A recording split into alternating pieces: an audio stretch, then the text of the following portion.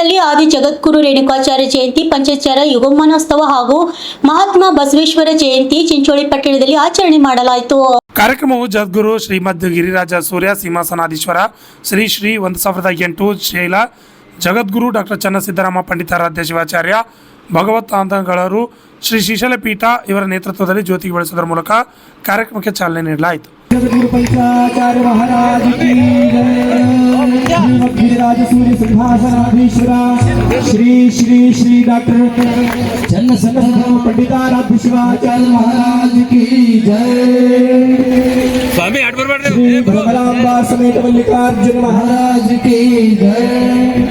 ಮಹಾಸನ್ನಿಧಿಯಲ್ಲಿ ದೀಪ ಬೆಳಗ್ತಾ ಇದೆ. ಎಲ್ಲ ವೇದಿಕೆ ಮೇಲಿರ್ತಕ್ಕಂತಹ ಪರಮ ಪೂಜ್ಯರುಗಳು ಹಾಗೂ ವೇದಿಕೆ ಮೇಲಿರ್ತಕ್ಕಂತಹ ಎಲ್ಲ ಗಣ್ಯರು ಅತಿಥಿಗಳು ಕಾರ್ಯಕ್ರಮದ ವೇದಿಕೆಯಲ್ಲಿ ಪೂಜ್ಯರಿಂದ ವಿವಿಧ ಕ್ಷೇತ್ರಗಳಲ್ಲಿ ಸಾಧನೆಗೈದ ಸಾಧಕರಿಗೆ ಕಾಯಕ ರತ್ನ ಪ್ರಶಸ್ತಿ ನೀಡಿ ಗೌರವಿಸಲಾಯಿತು.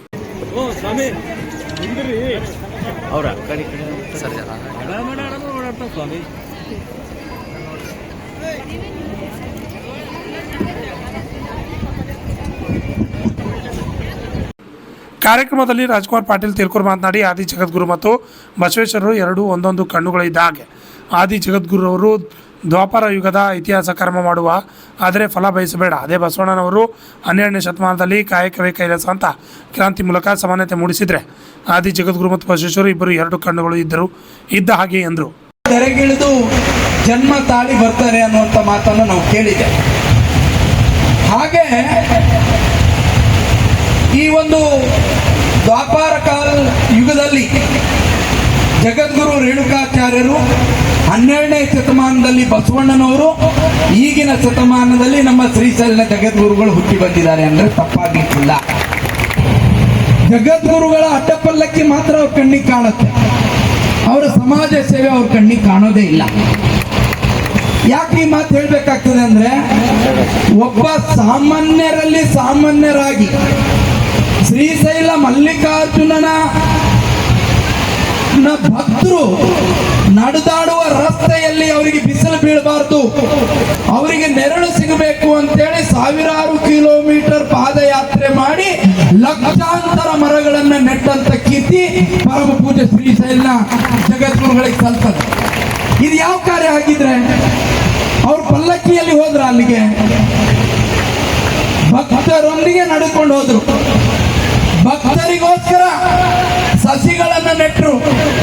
ಅಷ್ಟೇ ಅಲ್ಲ, ಇವತ್ತು ಶ್ರೀಶೈಲಿಗೆ ಯಾರಾದ್ರೂ ಹೋದ್ರೆ ನೋಡ್ಬೋದು, ತ್ರಿವಿಧ ದಾಸೋಹ, ಅನ್ನ ಆರೋಗ್ಯ ಶಿಕ್ಷಣ, ಅನ್ನ ಆರೋಗ್ಯ ಶಿಕ್ಷಣ ದಾಸೋಹದಂತ ಮಹತ್ ಕಾರ್ಯವನ್ನ ಇವತ್ತು ನೀವು ಶ್ರೀಶೈಲದಲ್ಲಿ ಹೋಗಿ ನೋಡ್ಲಿಕ್ಕೆ ಸಿಗುತ್ತೆ.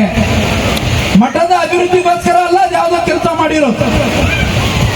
ಅವರು ಮನಸ್ಸು ಮಾಡಿದ್ರೆ ಯಾವತ್ತೂ ಚಿನ್ನದ ಅಂಬಾರಿಯಲ್ಲಿ ಮೆರಬಹುದು, ಆದ್ರೆ ನಡ್ಕೊಂಡು ಸಾವಿರಾರು ಕಿಲೋಮೀಟರ್ ಹೋಗಂತ ಅವಶ್ಯಕತೆ ಅವ್ರಿಗೆ ಇರಲಿಲ್ಲ. ಅವ್ರೇನ್ ಮಾಡಿದ್ರು, ಈ ಕರೋನಾ ಮಹಾಮಾರಿಯ ಸಂದರ್ಭದಲ್ಲಿ ಅಲ್ಲಿರುವಂತ ಚಿನ್ನವನ್ನು ಕೂಡ ದಾನ ಮಾಡುವಂತ ಕೆಲಸವನ್ನು ಮಾಡಿದರು.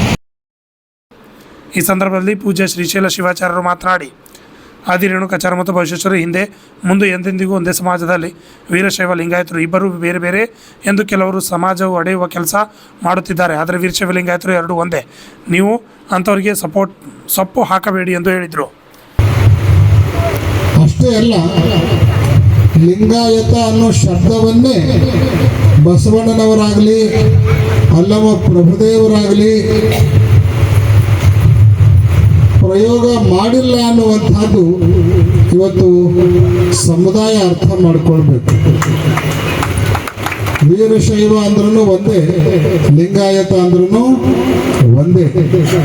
ವೀರಶೈವ ಅನ್ನೋದನ್ನ ಸಾಹಿತ್ಯಿಕವಾಗಿ ವಿದ್ವಾಂಸರು ಪ್ರಯೋಗ ಮಾಡಿದ್ರೆ, ಲಿಂಗಾಯತ ಅನ್ನೋದನ್ನ ಆಡು ಭಾಷೆಯಲ್ಲಿ ಗ್ರಾಮೀಣ ಪ್ರದೇಶದಲ್ಲಿ ಬಳಸುವಂತಹದ್ದನ್ನು ನಾವೆಲ್ಲ ಕಂಡುಕೊಂಡು ಬಂದವರಾಗಿದ್ದೇವೆ.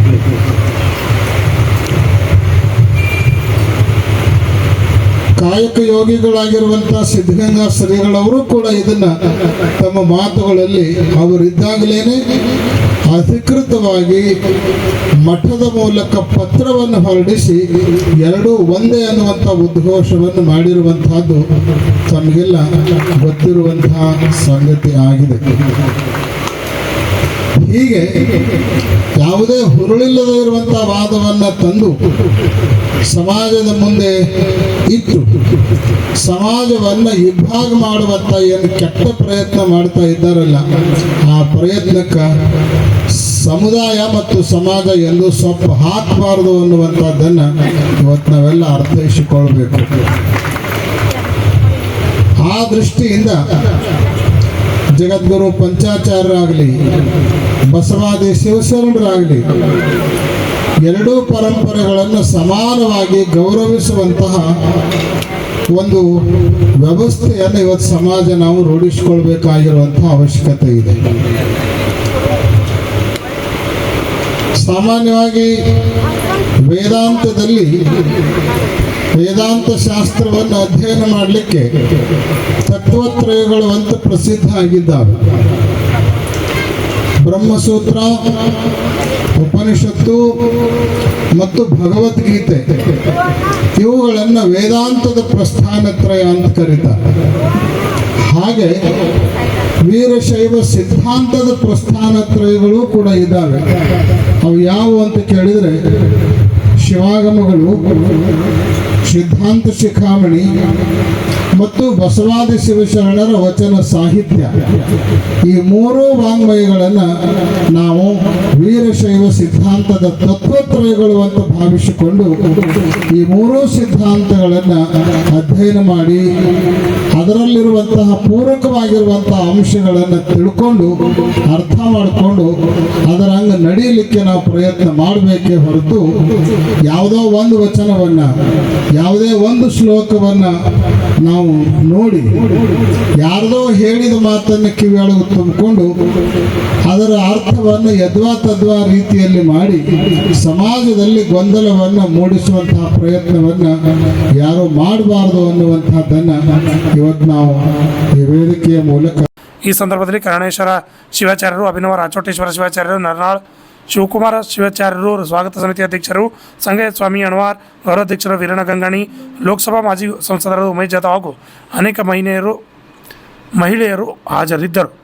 ಲಿಂಗರಾಜ ಸ್ವಾಮಿ, RJ32 ಕನ್ನಡ ನ್ಯೂಸ್, ಚಿಂಚೋಳಿ.